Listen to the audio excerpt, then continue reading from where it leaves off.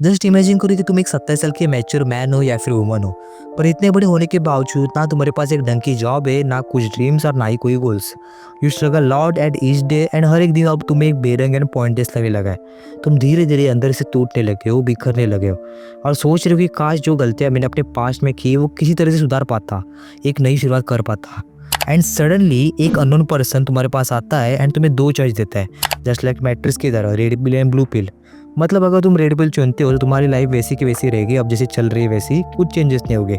But अगर तुम blue pill चुनते हो तो तुम्हें एक और एक चांस मिलेगा लाइफ को सुधारने का। तुम फिर से एक 17 साल के बच्चे बनोगे, फिर से तुम्हें एक नई शुरुआत होगी, वो भी अपने प्रीवियस लाइफ की मेमोरीज के साथ एंड एक्सपीरियंस के साथ। पर रियल क्वेश्चन ये है कि क्या तुम अपनी वो टीनेजर लाइफ फिर से जीना चाहोगे?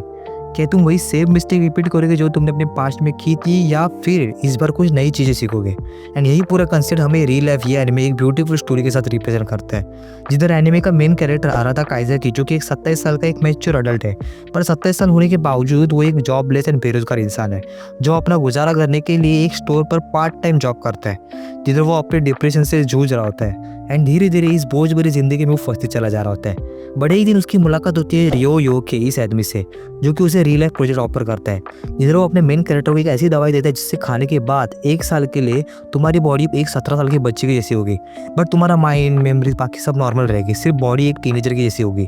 जिधर इस रियल लाइफ प्रोजेक्ट पे वो ऑर्गेनाइजेशन तुम्हें फिर से स्कूल भेजेगी अपनी रियल लाइफ एंजॉय करने के लिए, बट एक कंडीशन पर। 1 साल के बाद जब तुम फिर से नॉर्मल 27 साल के हो जाओगे, तब तुमने अपने रियल लाइफ में जितने भी फ्रेंड्स बनाए थे, जिनसे भी तुम इंटरेक्ट हुए थे, उन सब के मेमोरी से तुम हमेशा के लिए गायब हो जाके, जैसे कि तुम्हारा कोई एग्जिस्टेंस ही नहीं था। तो वो अपना मेन कैरेक्टर रियल लाइफ कैसे जिएगा? क्या वो अपने नए फ्रेंड्स बनाएगा या फिर एक साइड कैरेक्टर की तरह अपनी रियल लाइफ स्पेंड करेगा? क्योंकि उसे पता है कि वो जितना ज़्यादा वो इंटरेक्ट करेगा, एंड में उतना ही वो दुखी होगा, बिकॉज एट द एंड उन लोगों के लिए वो मैटर नहीं करता, क्योंकि वो सब तो उसे भूल चुके होंगे, बट अपने मेन कैरेक्टर को सब याद होगा and it's really really hurt.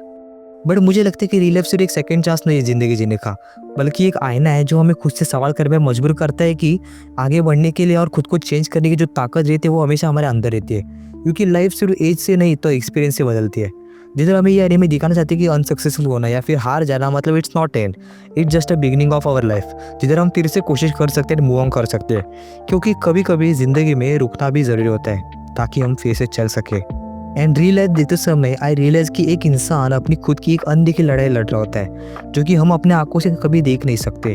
That's why we must be kind and understanding towards each other, क्योंकि कभी कभी दूसरों की मदद करना एक तरीके से अपनी मदद करने जैसा होता है। एट द एंड ये एनीमे हमें सोचने पे मजबूर करती है कि अगर हमें दोबारा मौका मिले तो क्या हम सही में कुछ बदल पाएंगे,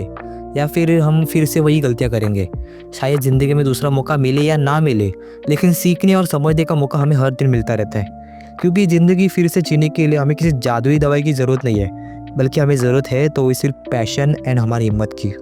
तो बस आज के वीडियो के लिए बस इतना ही। एंड अब तुम्हें ये एनीमे देखना है या ना देखना है, इट्स योर चॉइस, बट मुझे ये एनीमे बहुत पसंद आई एंड मुझे रियलाइज़ हुआ कि इस पर छोटी तो छोटी पर वीडियो तो बननी चाहिए, बिकॉज ये कोई एक लेजेंडरी और पीक एनीमे नहीं है, it's just a beautiful anime with beautiful story line.